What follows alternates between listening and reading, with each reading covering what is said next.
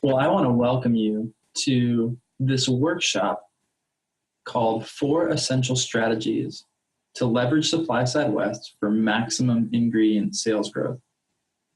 But before we get started, I want to make sure you stay on till the very end because I have a special offer just for the people that stay on for the entire video training. And this offer is something that you can't find anywhere else on planet Earth. It is a fantastic opportunity for ingredient sales reps specifically, or supplier teams in general. So please stay on with me to the end. I'm excited to share with you a great offer that I think you'll enjoy. So let's get started with the 4 essential strategies to leverage SupplySide West for maximum ingredient sales growth. First, I want to tell you a little bit about me. I'm Cico Rodriguez, and I have been in the dietary supplement industry for decades. I started obviously as a consumer passionate about maximizing performance in health and nutrition, specifically for sports. And then after studying biology, I was in quality control at a manufacturer that obviously was associated with a brand in particular, Garden of Life. You may have heard of them. And my role in quality control was to test all of the incoming raw materials. So I got to actually work with ingredient sales reps specifically on method development. I remember working with a few major ingredient suppliers on testing method development, which was a blast. And then after being in quality control for a little over a year, I had the opportunity to transition into the R&D department. And so I was working in the R&D department, developing some new product concepts or helping improve existing product concepts that were in the Garden of Life product line. And after just 9 months, I moved into managing the entire R&D department. And it was a lot. It was overwhelming. We launched 40 products in just 30 months. It was intense. We launched in categories that we had never launched before. We launched in categories that we'd launched before and expanded in. We refreshed a stagnant entire category in the multivitamin line and transformed that with a new formulation of multivitamins in Vitamin Code. And so I got to be a part of that in the R&D role at Garden of Life. And then after spending some great time launching some fantastic products there, I transitioned to an account manager, an account executive for Danisco. And I felt like I got to do my R&D role for many companies. I had the East Coast territory from Florida all the way to our northern friends in Canada and west to Texas. And I carried that territory for 47 months. And in those 47 months, I took a $12.7 million territory and grew it to $51.6 million. So it was about 100% year over year growth. And the ways that I did that were seen by some of my managers, and they asked me to train some of the sales teams, some of the sales reps that were either coming on as new or ones that were existing that were learning about our product categories. So I started to do that, and then I really wanted to develop something for myself. And so I started Ingredient Sales Insights. And so that's how I got here today. And I've been to SupplySide West as a brand in R&D and even quality control. And I've been there as a sales rep. So when we think about what is essential for SupplySide West to really maximize the growth, I'm thinking about not only your role as an ingredient sales rep, but also the mindset of your potential contacts, your customers, and prospects. And so we're going to get started with the very first strategy, probably one of the most costly portions of the entire show, is engaging the booth traffic. You guys, in your teams, you guys spent money on building a booth, designing a booth, the booth location, and it's important to maximize the total opportunity that's sitting there in the booth traffic coming at you. And I think most sales reps don't look at how to leverage the booth traffic, first to engage them for new opportunities, but also to leverage them to prepare for some of their existing relationships that may not come to the booth but are actually scheduled meetings. So we're going to talk about all of that. And this is a very intense strategy. There's a lot to it. And so I hope you'll pay attention. Before we get started, I want to make sure that you download the workbook. The workbook, you should have received a link in your email. And in that workbook, there are 4 major pages where you actually fill it out. The rest of it is a lot of the content we'll cover here in the video training, or you can read it so that you understand how to fill it out. But 4 pages, 1 page for each of the strategies. And I think that you're going to see a lot of success by implementing the workbook. And so engaging the booth traffic. There is one question. It's actually the number one question that you need to answer for every single booth interaction. And that question is really simply, how can I add value right now to this specific person? Now that question has a lot of components to it. What tends to happen is sales reps don't ask that question and they start focusing on their own products, their own capabilities, their own solutions, but those things may not be valuable to that person. And so you'll spend a lot of energy, mental energy, physical energy, and emotional energy talking to somebody about the wrong things. So identifying how you can add value to the person that's right in front of you right now, that's a key question that you want to keep in the back of your mind as you're engaging the booth traffic. And the first thing we want to notice about adding value is we need to avoid certain things. The first thing we need to avoid is avoid just adding information. Information is actually rarely valuable unless it's targeted. Adding only information is exhausting to the people that are engaging your booth because it doesn't actually answer their specific questions. So you want to hold back on information as much as you can. It'll destroy your credibility. You'll be looked at as someone who is trying to sell them something rather than somebody that's trying to provide them with a solution. So while it may seem counterintuitive, hold back on information and focus on some other aspects we're going to cover here in a moment.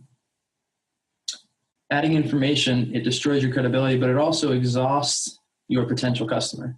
Even if it's somebody that you've had a relationship with for a long time, they're going to be mentally and physically exhausted because information doesn't let them make a decision. It just tells them, I'm tired of listening to this person talking. And so we're going to go into some of the strategies of what to do next. And the last thing that adding information does is it really distracts from the real opportunity. You know, the person walking up to you, they might be a fantastic customer in the future, or they might be even a relationship that you have now. But if you're just adding information, then you're going to miss out on the real opportunity that's sitting inside of that individual, that person, that you need to be able to engage with in an effective way to extract exactly what they need. So we're back to the number one question: how can I add value right now to this specific person? And there are some particular value-adding questions that you want to dig into with them. And when you ask these, you're going to start to see there are different levels of engagement. So the first one is, do you have any particular challenges with existing ingredients? The reason you want to focus on existing ingredients to them, I know when I was in R&D, if somebody asked me that question, I immediately would start to think of, wow, does our quality team have any problems with our current products?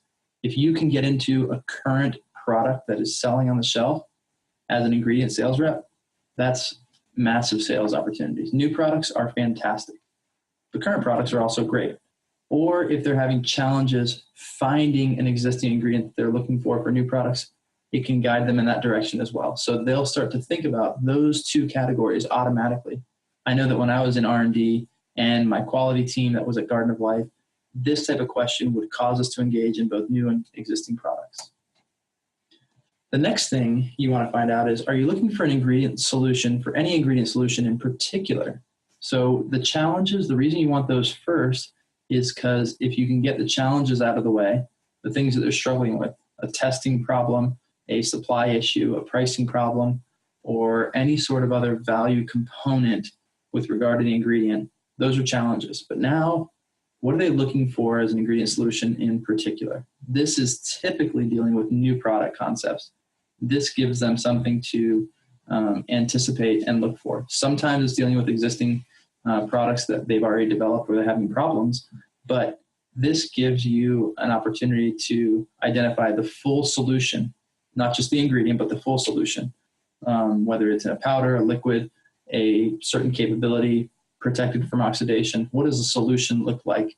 And when you ask this question, it'll help drive the answers that you're going to be able to direct them to, or decide that you can't supply them with specific products that'll help them. The next value-adding question is, what finished product concepts do you have in your immediate pipeline, or are you launching in the next 12 months? This question really looks forward to uncover their goals and their vision. It's interesting when you look at the data on new product launches. According to Spins, 30% of the products selling this year were launched in the last 12 months. And so when you look at 30% of the market, that's a significant opportunity. And I don't know if 24 months of launch time, if that represents 60%, but I've heard in some companies, it's over 60% of their revenue. New products represent over 60% of their revenue if you define new products as launching in the last 24 months. And so identifying what finished product concepts do they have in their immediate pipeline or launching in the next 12 months, that lets you know a few things. It'll give you a glimpse into the areas where they're looking to grow into. It'll let you know if they're moving into a new, completely new category, or if they're launching a line extension to what they're already doing. And it'll give you opportunities to uncover their big struggles inside of those new concepts that are launching in the next 6 to 12 months. Vital question, and it gives you an opportunity to expand your relationship very quickly. Now, as we dig into some other value-adding questions, we're going to get into the next level of adding value. And ingredient sales reps are really needed for two major value propositions. The first one is innovation. That's what we're dealing with in this next question. And the second value proposition that sales reps bring is application.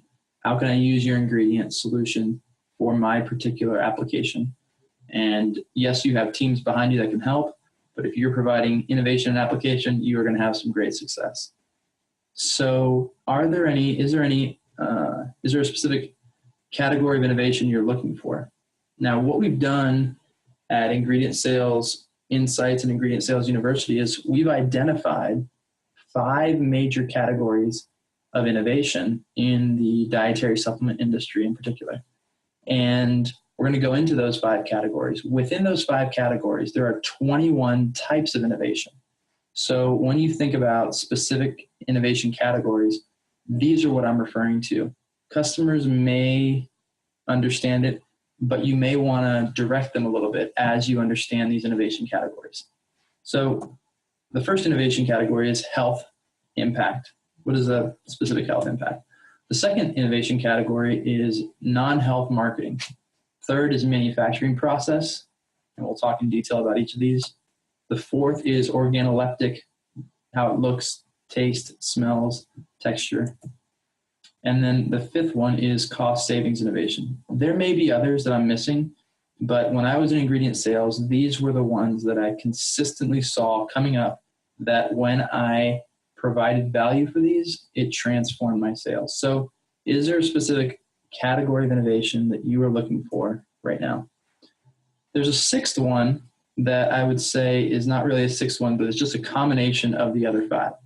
And so typically somebody's looking for health, manufacturing, and cost savings, or non-health, some marketing claims, some health claims, and some cost savings opportunities. So you want to look at all of these as potential combinations that a booth personnel, that somebody that's walking to your booth is looking for, and be ready for all 5 of these. So they're very simple, and we'll go into detail on each of them. So first is the health impact innovation. The health impact innovation isn't just about it being for a particular body system or health category. It also deals with, it might be for a specific tissue. Bone health obviously is a health impact for people, but it's also dealing with a specific tissue of the body, a specific organ of the body. And so you want to look at health in a variety of ways, maybe at the general health category level, cardiovascular health, or at the specific mechanism of action, decreases oxidation of low density lipoproteins. So knowing your products and how they spread across the health category is vital. You can look at our different health category types. If you take our course that's called Launching a Dietary Supplement, it's a fantastic course that goes into detail about our 21 innovation types underneath all of these health categories. So health impact, as big as a major category and as small as a mechanism of action. Non-health marketing innovation. And you see this beautiful view of a field, the story of how an ingredient comes to market to be consumed. That story is hugely valuable. That's one of the types of non-health marketing innovation. The other type is really around certifications. And so how is the ingredient processed? How is it brought from seed to supplement? How is it brought from growing conditions to final consumption? Or the certifications that you're able to get around that they can claim on their finished product label. Those are non-health marketing innovation. Manufacturing process innovation. This is about making the process in manufacturing be more smooth. And I'll give you an example. The challenges of making, for example, probiotics in a tablet form are challenging because heat and moisture impact probiotics very heavily.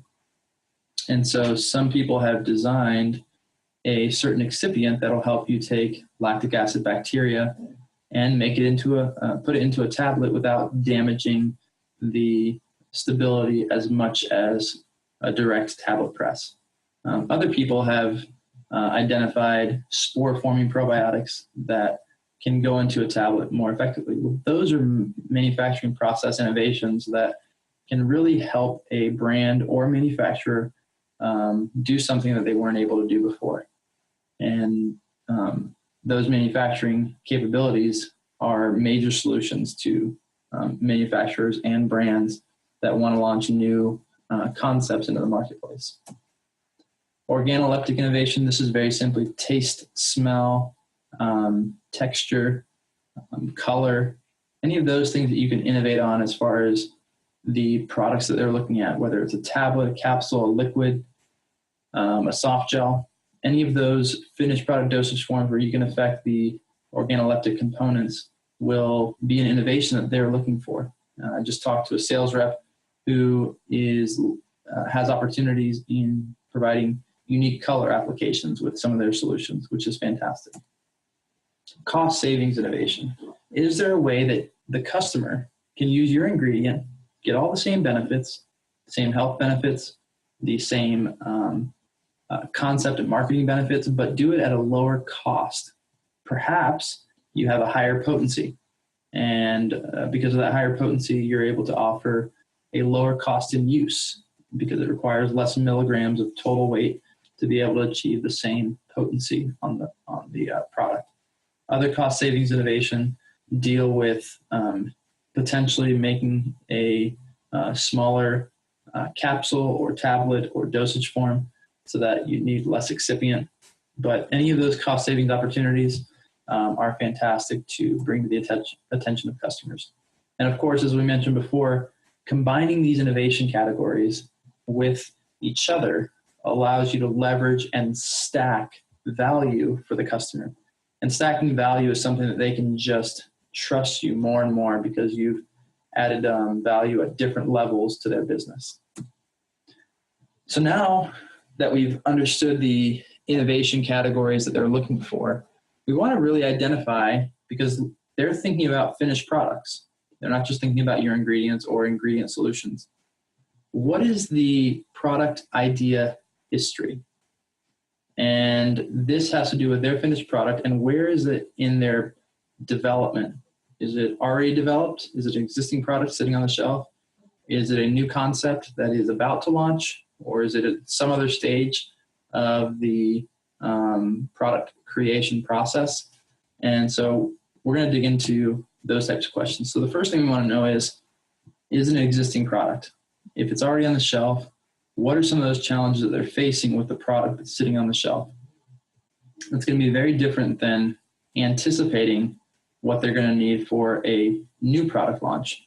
Existing products have particular issues. Maybe they have a oxidation issue. Maybe they're facing challenges around processing speed of their equipment. Maybe they're facing problems around dosage size, so they need a smaller dosage. Whatever that is, existing product opportunities are massive because they already have an existing history. Then, of course, there's new products. We'll go into this in detail in the next few slides after we cover existing product roadmap. So if they are looking at a new product, the product creation process has 3 major phases. And as I mentioned, we have this in our Launching a Dietary Supplement course at Ingredient Sales University. So the very first phase is the ideation phase. Ideas come to brands from multiple places. They come internally, usually from certain teams that are getting feedback from customers or looking at the market or thinking about new concepts to develop for line extensions. They come externally from competitors. Hopefully that's the last place they come from, but competitors sometimes bring new product innovation. Other external places include trade magazines, but I think the best place that they actually get new product ideas from is ingredient sales reps and those ingredient sales meetings that you have with them. So you want to find out, where are they in their new product creation process? The next phase after ideation is the formulation phase. Now there's 2 levels of formulation: the active ingredient formula, and then it's the manufacturing formula, what they actually need to manufacture the product in the facility. So the formulation phase, if they're here, then you know that you need to be very quick to move on exactly what they need to be able to formulate with your ingredient, because they might have a solution already in place and you need to act quickly with documentation and specs, pricing, formulation, application needs that they might have, how to mix it into a liquid, how to mix it into a powder, etc. You want to provide those solutions quickly. And then, of course, there's the launch phase. The launch phase has everything to do with marketing's role of messaging to either a retail partner or directly to the end consumer if they are a direct-to-consumer brand. And so the launch phase has many components to it around marketing and, of course, sales. How can you participate in that process? How can you help them in the challenges they're facing with an ingredient during their launch phase? Because if they're facing a problem during their launch phase, they have a lot of investment in, and they're going to need you to move quickly. Now, what if they're working on an existing product reformulation? The question we want to know is, where are they in their existing product reformulation process? And there are really 4 components to the reformulation process. And the first one is they have an identified problem or a struggle. So the identified problem or struggle phase, that's the first phase of their existing reformulation process. And if they have not identified the problem or struggle, that's great. But very likely they're looking to reformulate because they have a problem or a struggle. And so you want to find out, what is it? Is it an issue with the dosage form? Is it an issue with mixing or blending? Is it an issue with uniformity, testing methodologies, expiration date, whatever it might be? You'll look at the different departments: quality, regulatory, legal, R&D, marketing, sales. Maybe it's a financial issue, of course, if it's a cost problem. So you want to dig into, what is the problem that they're facing? The next phase is an evaluation of alternatives. And if they're looking at reformulating an existing product, they might have already a group of alternatives that they're looking to leverage. And so if they're looking at alternatives, you want to find out what are you competing against? Not necessarily who, but what are the alternatives that you might be competing against? If they're looking for a very specific vitamin or nutrient, then it's going to be a much more direct communication. If they're looking just for another solution to use, then you might have an opportunity to solve their problem better than some of the alternatives that they're looking at right now. Then they might be in the reformulation phase. Now, the reformulation process, of course, is a reformulation phase. You have to actually decide how much of this new ingredient or new solution you're going to put into the product. If they're here, they're usually ready to move very quickly, but the fact that they're talking to you is fantastic. It's a great opportunity. Now, at this point, if they have passed the reformulation phase and they're ready to place a new PO, you might not have much of a chance. However, I've seen many times where a PO is ready to be placed and a better solution comes into the picture. Do not miss the opportunity to compete effectively in the marketplace. If a PO is about to be placed and they've identified everything that they want, but your solution is better. So it's very important to be clear on what innovations are they looking for, what problems they were facing with their existing ingredient, how their problems are being resolved. And if you can get into the PO for the new material phase and beat out your competition, you can do that if you identify the answers to these questions just in time to get the PO coming to you. Now, we talked very briefly, high level, on the new product creation process. Now we want to go into a deep dive. So in the deep dive, the new product creation process is going to include quite a few pieces. So let's get started. First is, what does an ideal product look like for them? Now, an ideal launch for them has to do with a few different components. And the first one you want to know is, what is the timing from the time the idea starts to the time the product launches, typically for them?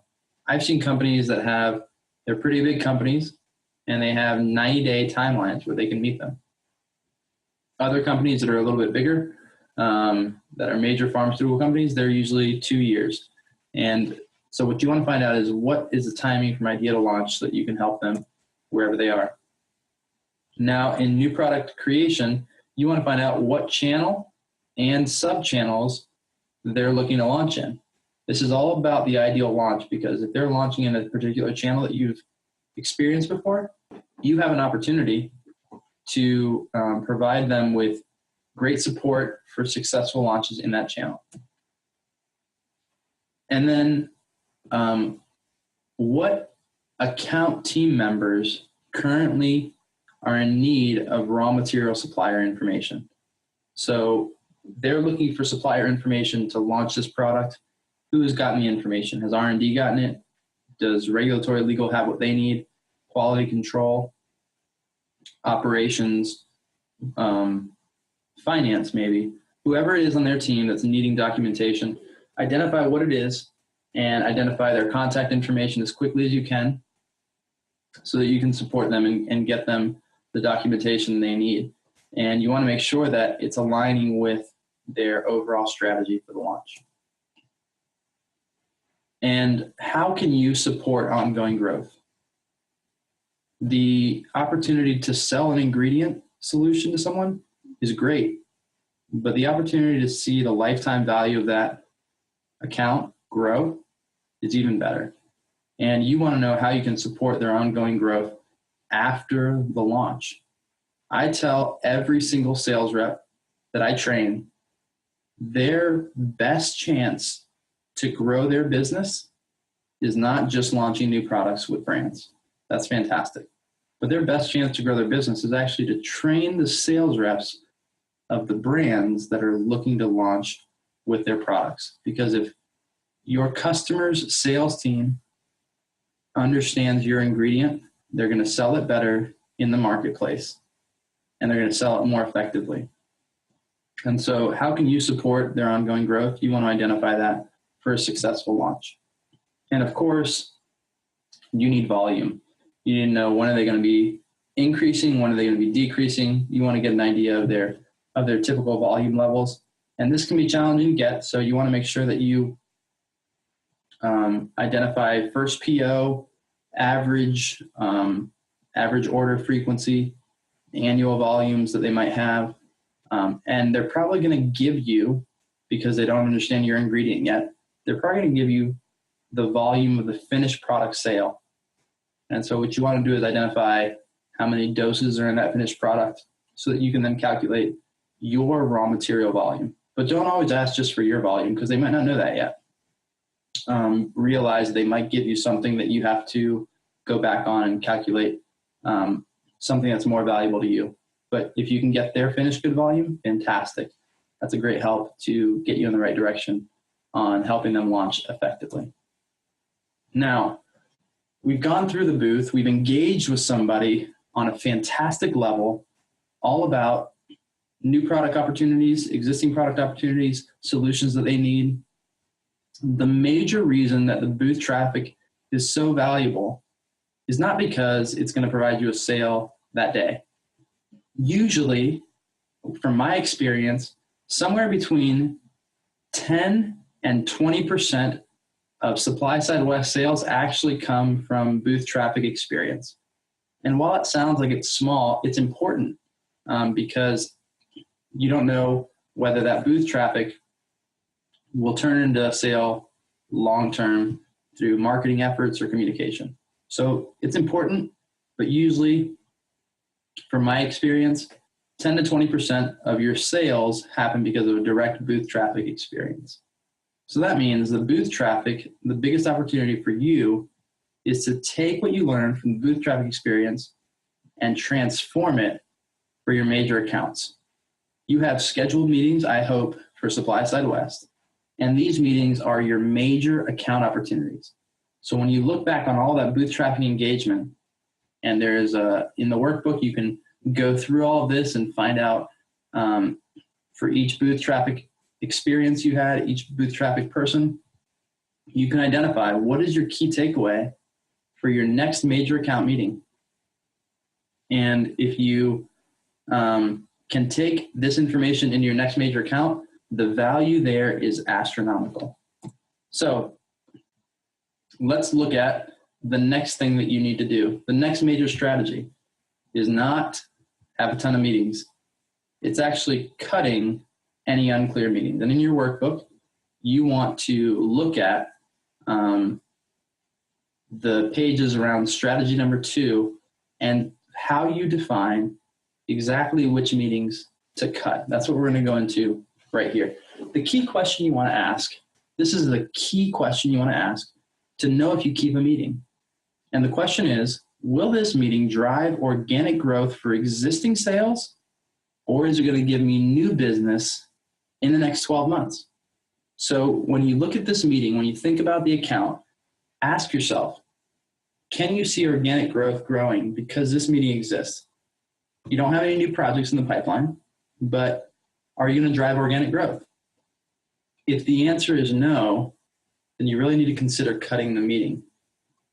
If you're going to drive new business because you have a new project that didn't exist before, then that's a reason to keep the meeting. But if you don't have organic growth or a new business that's in the pipeline for your agenda, you probably need to cut this meeting at SupplySide West. And the main reason is we're going to cover in the rest of this presentation with regard to strategy number 2, how to cut these meetings. We're going to get into why you need to cut these.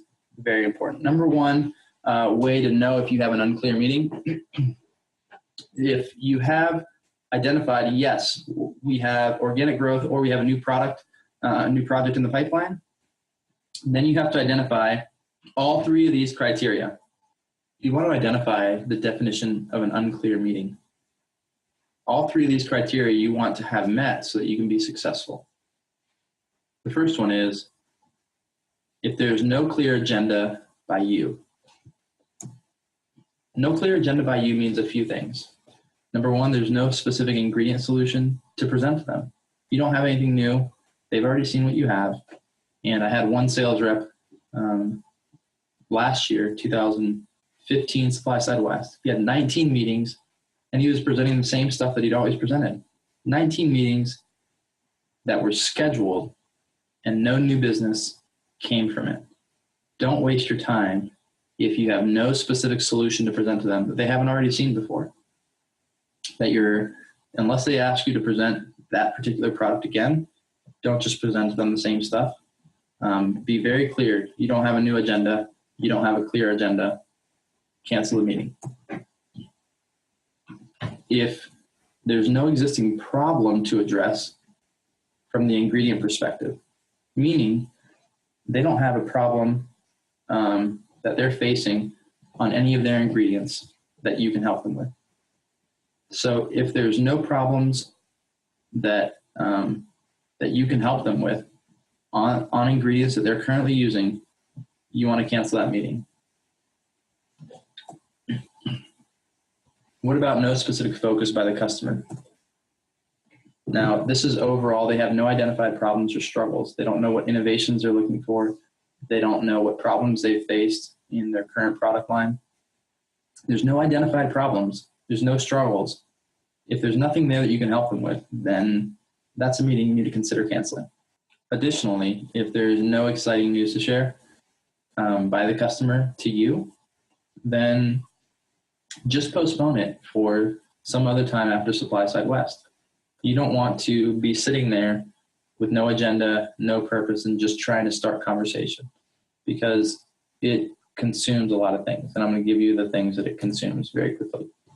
The last thing is, if there's no status updates by the customer on either supply issues, project progress, milestones, etc., just postpone that meeting until another time. Don't waste the energy that you need, the time that you need, the focus you need at SupplySide West. So that's no clear agendas by your customers, no specific agenda by you, no clear agenda by you, no specific focus by your customer, and then no current project in the pipeline. If you have an empty pipeline with that customer, don't spend the time, don't spend the energy. Otherwise, you're going to hurt your 3 budgets that we're going to talk about, and why you need to protect your budgets from these wasted meetings. So cut the meetings that don't meet these criteria. Now, why do we cut these meetings? There's a few reasons. There are 3 budgets you have at SupplySide West. The first one is time.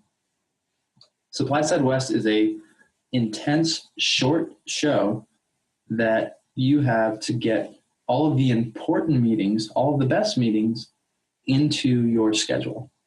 Now, that means you don't want to spend any time on the meetings that aren't the best, because you're so limited on your time there. It is a challenge to get all of those meetings in place, and you only want to have the best ones. The next one, the next budget that you have that you need to protect is your energy. SupplySide West is emotionally exhausting and mentally exhausting, and it can be physically exhausting depending on how far your meetings are from each other.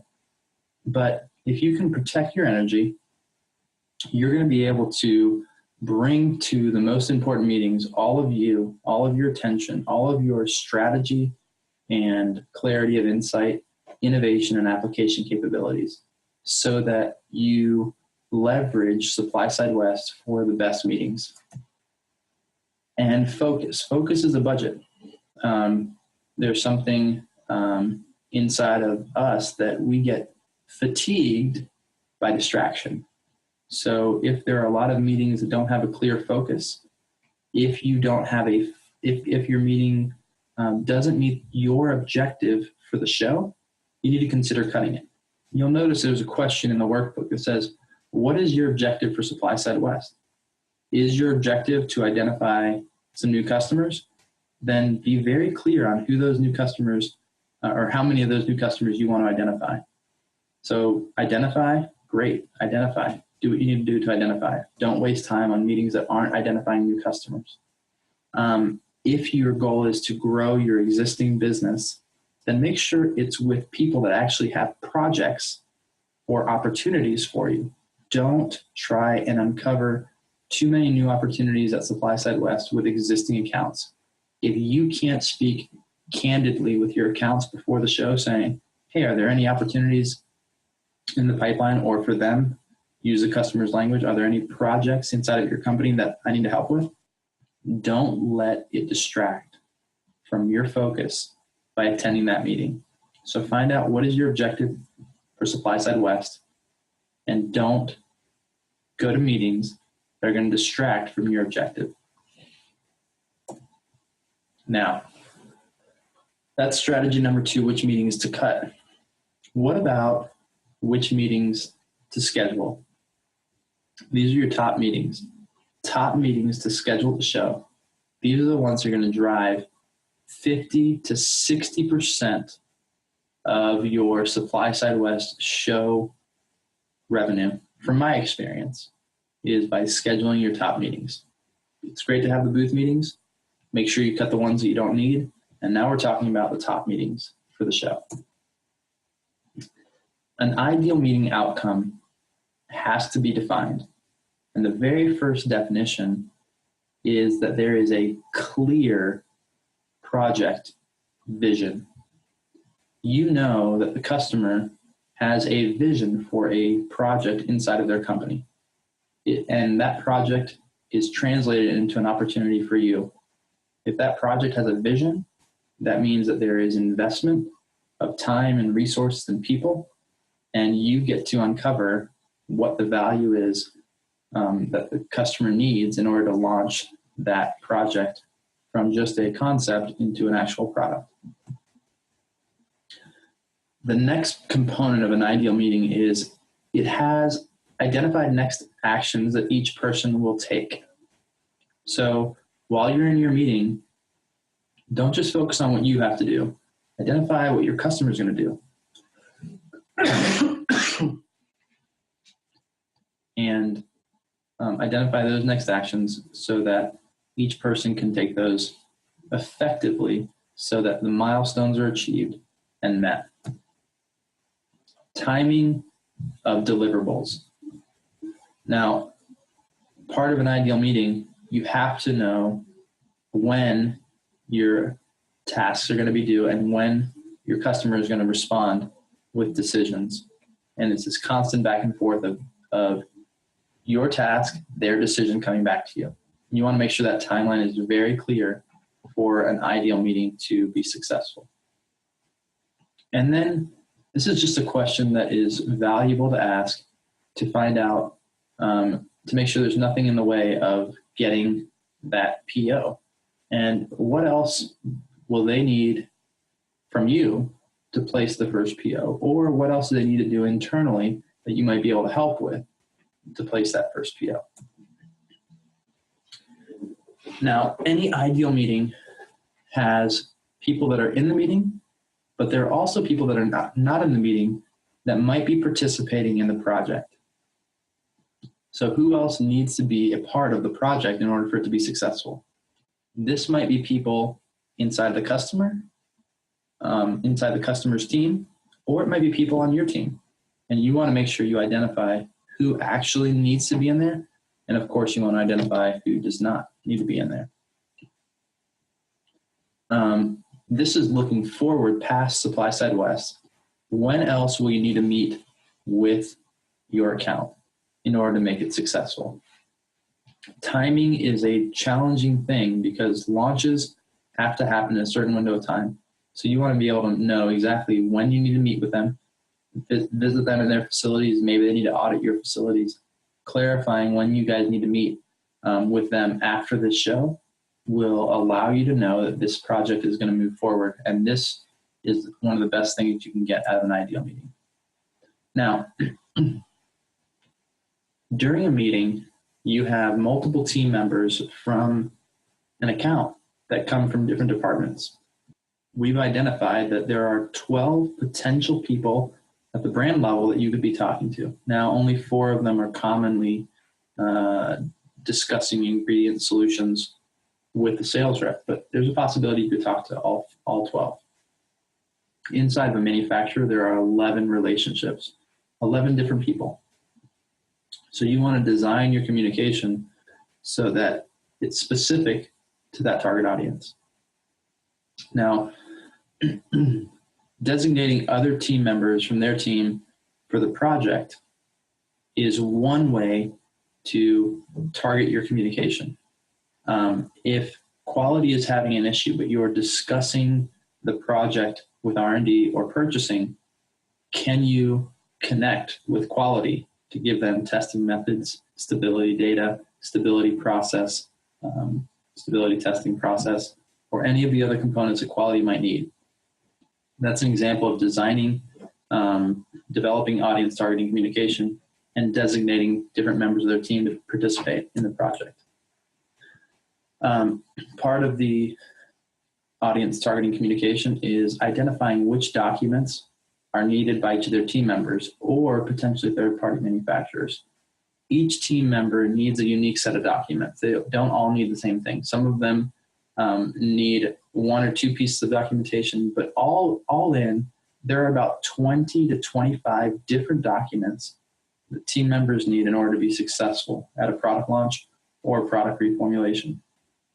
And you want to identify and map out which documents are needed by which people.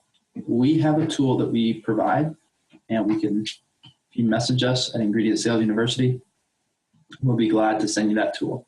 And that tool allows you to look at the different documents that are available and which team member is going to need those documents.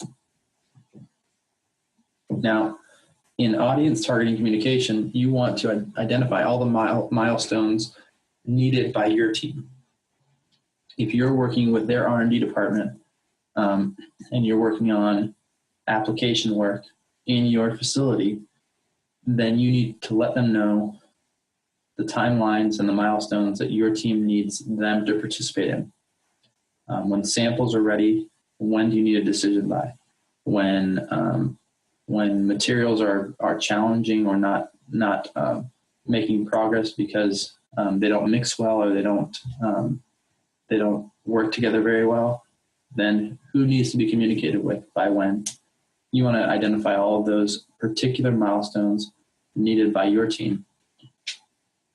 And then as part of your overall plan for SupplySide West with these ideal, your top customers meetings, you want to create a relationship improving agenda or logistic component. You know, one question that I always asked was, when you think about the brands or manufacturers going to SupplySide West, I wondered, what feelings do brands have, what feelings do manufacturers have typically during SupplySide West?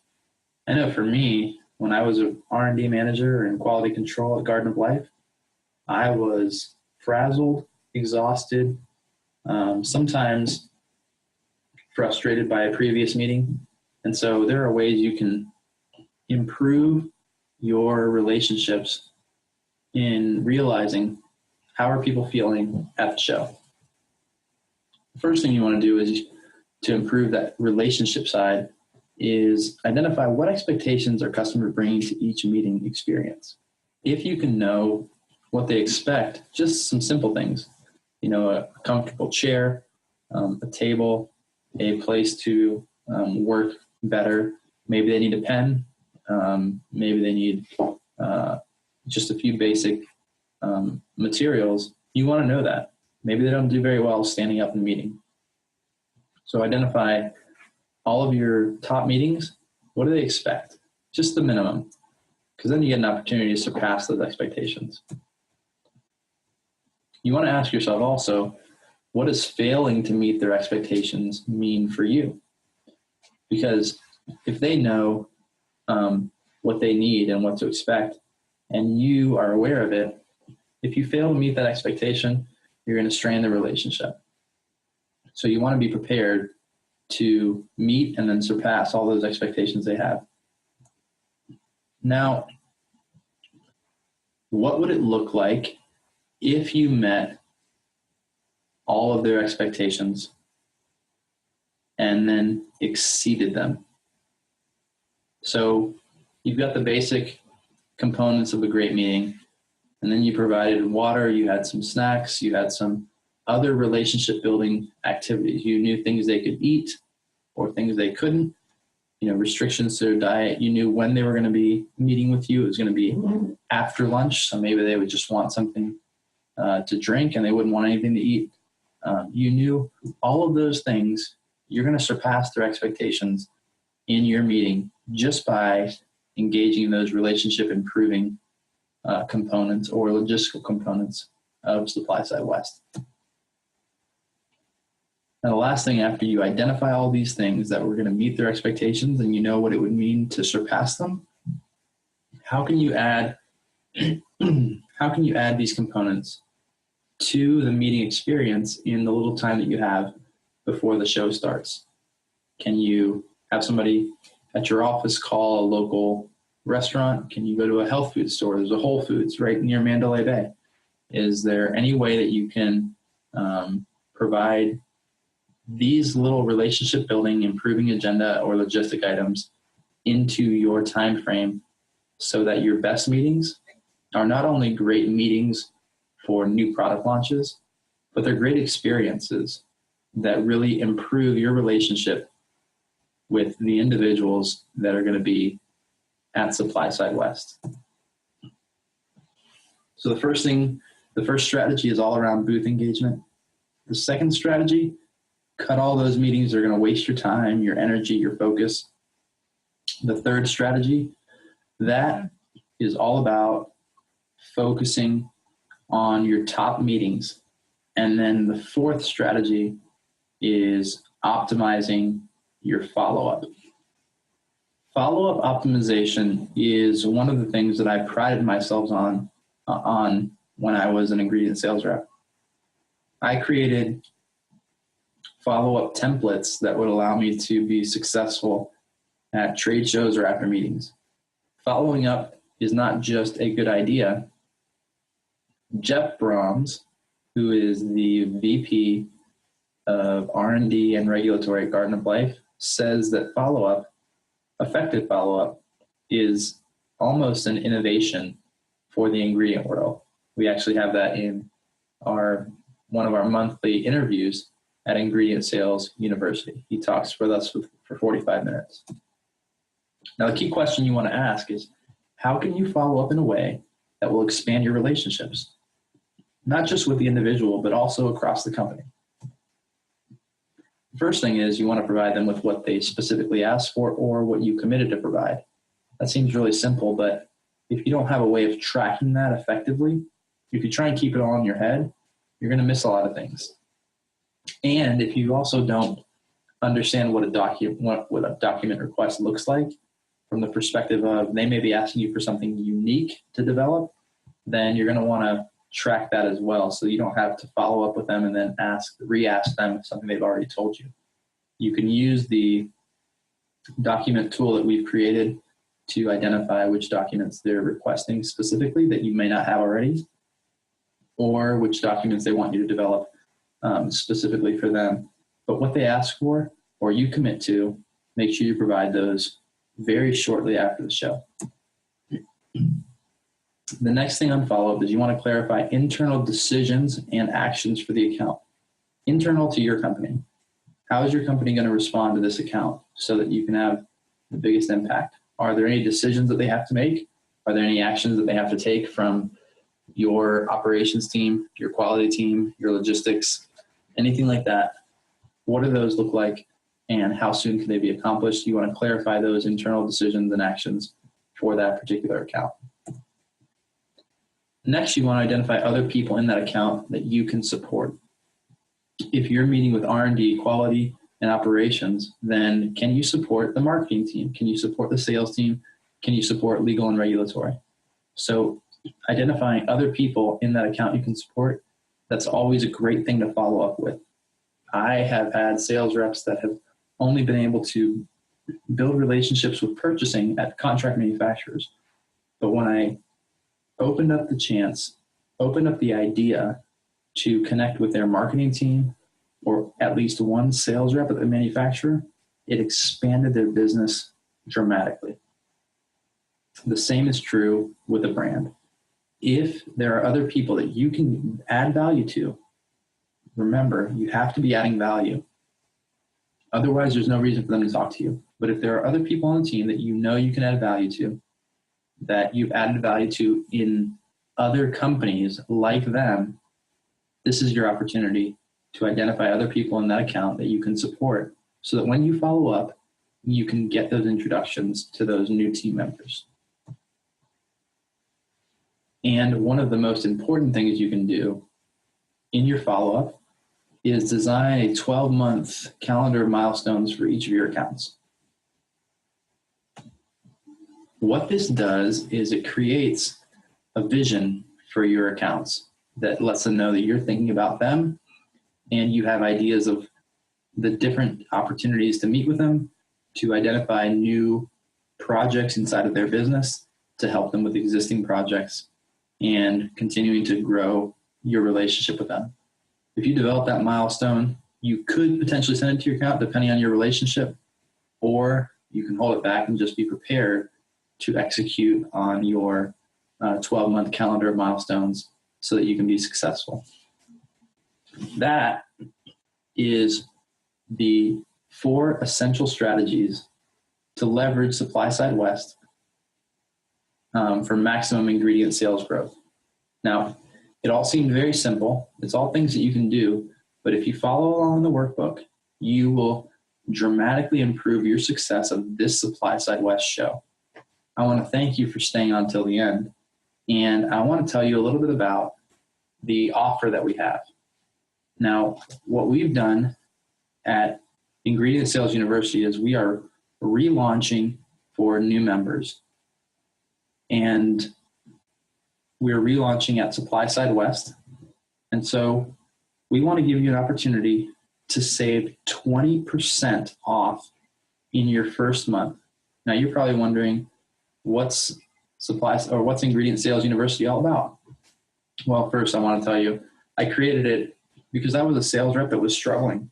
I created it because I was a sales rep that was struggling. And I was looking everywhere for help, and it was challenging to find the right kind of help that I needed on a regular basis. So I designed this just for you guys, the ingredient sales rep. And it really is the place to build your skills. Skills build your relationships. And as you take those skills and relationships and mix them together, then you identify new opportunities at the accounts because of those skills and relationships. And those new opportunities drive your sales. And so I decided that it was vital to create a tool, to create a place where sales reps could go on a regular basis to get training. So I created Ingredient Sales University as a hope that more new products could launch with great ingredients by helping sales reps be more successful with the brands and the manufacturers they work with.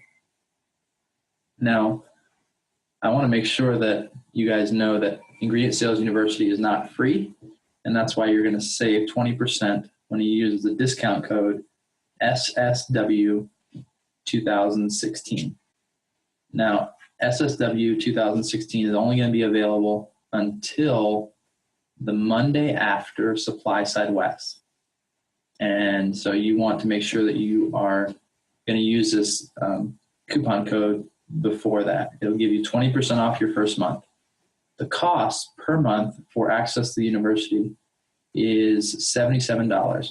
And what it includes is an interview with industry personalities, maybe an R&D VP like we have in this first month.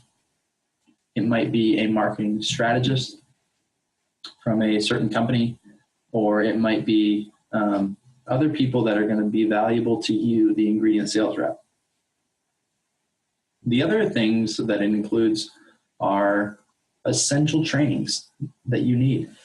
These essential trainings are focused on about 70 individual lessons that are going to be created over the next years that you can leverage to be successful in ingredient sales.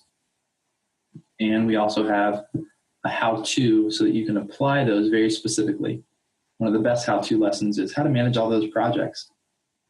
That'll be coming up in a few months. So if you're at Ingredient Sales University, you will get to manage all of your projects very effectively. And we have one sales rep that is able to manage 120 projects, and that's 120 opportunities that he's been able to potentially double the size of his whole company, and he has only a small percentage of the entire business in a few states. So the how-to lessons are fantastic. So you have interviews with key industry people that are going to help you as an ingredient sales rep. You have essential training. You have how-tos on how to implement some of this training. And lastly, monthly Q&As. And lastly, monthly Q&A sessions, question and answers where you get to ask me anything that you like about ingredient selling and how to improve your process of working with brands and manufacturers so that you can build your pipeline, get more clarity around how to process a certain sales cycle, and be successful in the long term for your ingredient career. So that's it. That's Ingredient Sales University. And the discount code will be available until midnight on October 11th. So use SSW 2016. That's SSW 2016 to save 20% at Ingredient Sales University. And I hope to see you at SupplySide West. May you have awesome success at the show. Thank you.